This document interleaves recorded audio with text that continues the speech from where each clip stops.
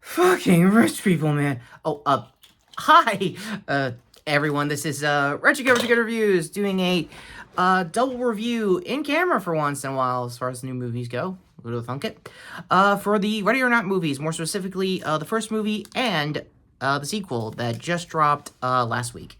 I don't know the final box office totals. I'll probably leave the news of that down below. Yeah, so what's there to say about the first movie before we get to the sequel of it all in a minute? It was good.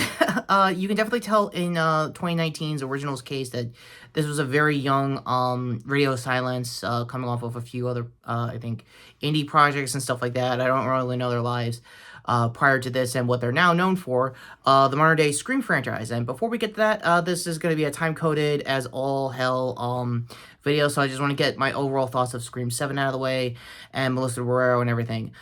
First and foremost, I kind of agree along lines of what her politics view with the whole Gaza situation of it all, and that being said, it does suck that they couldn't come back to direct either. It also is a cool move that Jenna Ortega took her ball and went home as far as her fame goes, so that makes sense for just everyone across the board with that. It also sucks that half of the core four came back, mainly out of, I guess, blackmail and not to ruin their projects in Mason Gooding's case for Hard Eyes last year, so I kind of understand money-wise why he had to stay. Outside of that, I hated the movie.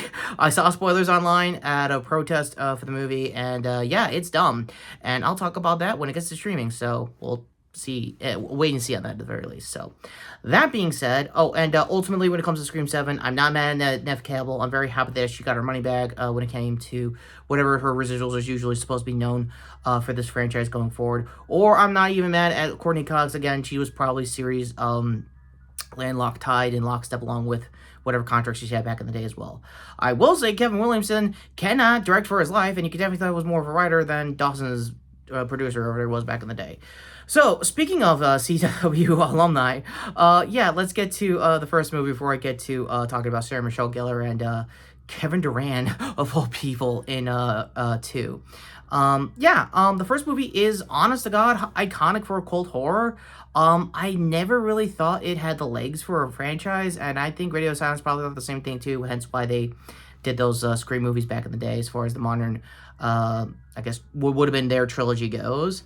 Ultimately, you can definitely tell this was the biggest calling card they had for the genre for like a good 7 years now, give or take, depending on who you ask. For Michael, Billy, Oliphant, Tyler Gelty, and I think one of their known writers or producers, who was the trio that behind the studio. Yeah, you could definitely tell this was a very well lived in kind of experience as far as the theme of this movie goes. And the theme for these movies is basically simple. You have to run and you basically hide and seek after a wedding. It's a whole rich people mentality kind of thing that I alluded to in the cold open, in case you could tell. But for Samara Weaving, she's basically been in the back foot in both movies. More so with her sister in the sequel. We'll get to Catherine Newton there in a minute. But ultimately, you can also tell this was a big breakout role for Samara herself. Like, her guttural scream she did in the original is basically Scream Queen crowning, if anything else, if I had to put my money on that. Demi did a huge kill count for it back when it was new, and I think they did a companion review of it on their podcast before they got married in James's Chelsea's case. So go to their channel like usual just to see how they felt about it back then. They don't have an episode out yet for their podcast on the sequel, but the only real reason why I said yes to the sequel is that Wilnev had a really cool stream with Samara Weaving, mostly pre-tape stuff, very theme and thematic. If you've seen the movies, you know where you get to it. Spoilers in a minute, by the way, for those endings. But yeah, it was a really cool time. Also, I think all throughout basically the press tour, you could definitely tell a very pregnant Samara Weaving, but I mean, honestly, this marketing might as well be her baby moon, so congrats to her regardless. So as far as her, I guess, life goes outside of acting. Anyway, on to the movies themselves. First movie, iconic. You can definitely tell this was the cult horror that basically made everybody's names outside of this project, especially Samara's in her case. You could definitely tell why Radio Silence were the perfect directors after Wes for the Scream series. Again, go to my reviews with those 2 sequels. And yeah, I really love the ending. This is very comedy horror. You can definitely get the vibe of it right away, of just like rich people failing miserably and failing uphill trying to like get a prey target just to keep their like whole chain of succession around. Also, by the way, I think this is out the same time, I think, pre-Succession, so whatever kind of like animosities that kind of like dialogue is there as well. Big shout out to Adam Brody in the original movie, of just like a drunk guy that a drunk of the family that wanted to redeem themselves at the 11th hour but couldn't last minute. So yeah, ultimately, there's not really much I can put a retro review on other than this is really good. It's a decent cold horror, fun to watch.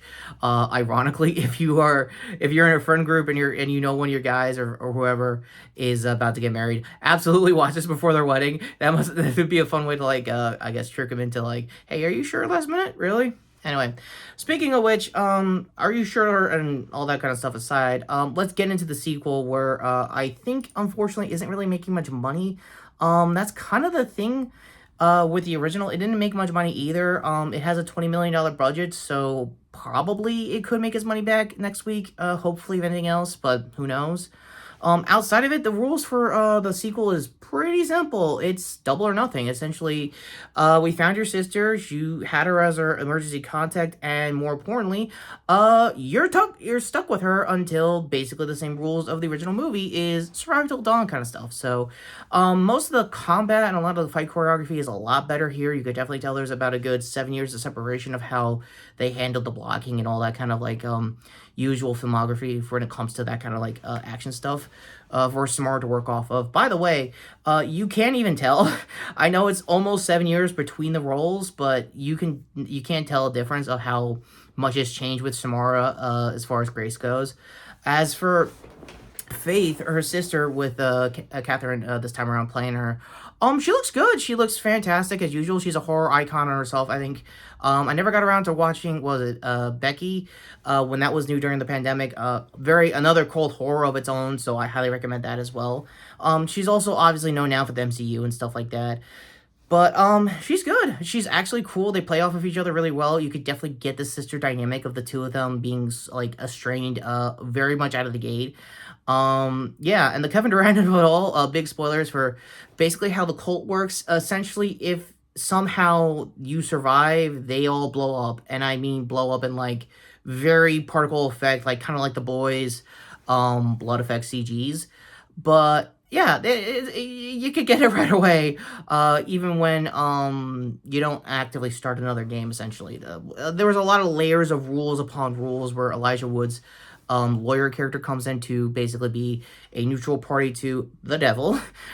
He's called Leda Moss, I believe. Another thing I forgot to mention when I was doing my mini review of for the first one early on in this video, I really love the board game work. You can definitely tell the castle they had in the first movie was very lived in.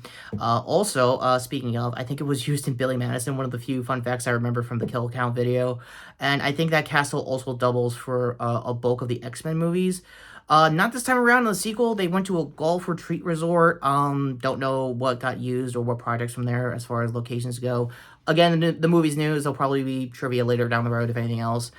But yeah, I saw the sneak peek of probably one of the gnarliest kills they had early on in the movie, of just one of the rich families getting washing machine to death by like a dryer press in like a hotel resort kind of thing.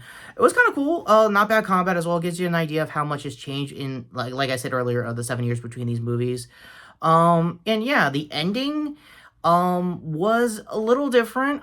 Instead of just being another sacrifice, it was just like, okay, cool, I have a loophole where if I just agree to the marriage, we don't do the game again. Cool. So she does that, and right away, right down to makeup and new dress and hairstyle, you can unfortunately tell the big time gap between the roles with Samara this time around. But other than that, aside from that, the whole movie did a really good job keeping her original dress, having a lot more battle damage than usual, surviving more attacks. You can definitely get the progression of her injuries as time went on in between the movies, essentially. But yeah, I like the ending, and that's kind of the problem with the first movie too. I like both endings. They feel definitive, so I don't know if Radio Silence wants to make a third movie. I don't think there's any news or announcements for it anytime soon. Ultimately, I'm glad this stayed in Fox Searchlight before the Disney buy. It's now just Searchlight Productions. So, if anything, as far as moving to a new studio goes, will be the only real reason why I would need a third movie. Other than that, judgment time for both movies, it's solid, honestly. For the original movie, it's a hard 8.5 out of 10. You could definitely tell there's still a little bit of janky writing, a little bit of like versioning directors trying to get their name into the business. Same point scale as well. The only caveat is that I really don't think this was supposed to be a franchise. This was like a knee-jerk reaction. I feel like Radio Silence had to do and had to have a horror out as like counter programming to Scream 7. So not for nothing, it's worth it. Unfortunately, this is where a little bit of IRL story time comes here just to close out this video. No one was in my theater. I was at an afternoon screening. There's always a chance I get like 1 or 2 people and I just kind of let it go. Yeah, just one guy. And this is still peak opening weekend vibes for it, at least as far as my time scale goes, is catching up for movies in theaters go. But anyway, it's a good movie, and yeah, I don't think it's gonna make its money back. But if it makes it to streaming, like on Hulu, like the original movie did a few years ago, go ahead and watch. It's definitely worth your time. Ultimately, that's really it. So, what is your overall thoughts with the now Ready or Not franchise? Will they get a third movie? Do you think Samara Reeve needs to come back for the third? Or one of my old theories is that just make it like an ensemble, kind of like American Horror Story, and just have a rotating cast with the same concept and just expand the lore of like the cult from there on. I don't know. Let me know in the comments down below, and I guess hack and slash this way to my end cards coming here for my shorts playlist here, which I already did a DC react of what's currently going on with Superboy Prime being the new Clark in DC Next Level, their new initiative after KO. So that's a mouthful to talk about, especially in the short when I was in character. Speaking of, other hand here to my Daredevil review for Born Again, and also Toku catch up for Garo and Space Sheriff Galvan Infinity. I also totally forgot, speaking of, if you're watching this after that video, legitimately forgot to catch up on Kamar Gizette's. I know they just did a big time set series reset, and it actually is a really cool second opening. So last cards there if there's anything. As always, gear here to sub to the channel, hit the notification bell down below, and if you are a mobile subscriber, please hype point this video. And until next time, I'm Retrokid Reviews saying, guys, if I ever go or ever get get married, yeah, make sure it's not a death cult. Just saying, as far as horror goes.